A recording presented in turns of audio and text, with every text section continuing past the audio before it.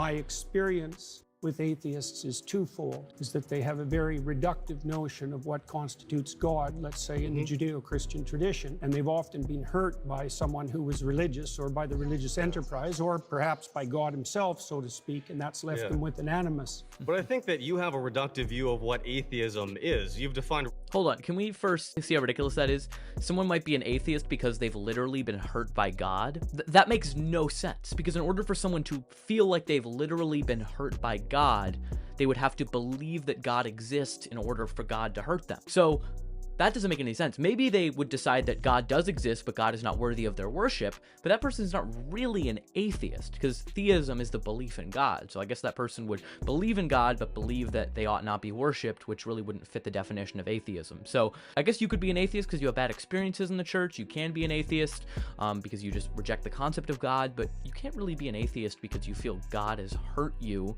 and therefore now you're choosing not to believe in him. If I were to have a crime committed against me by someone, and I responded to that by not believing the perpetrator existed, that would make no sense. So, I don't know. A lot of what Jordan Peterson says, if you just take 2 seconds to think about it, doesn't make any sense.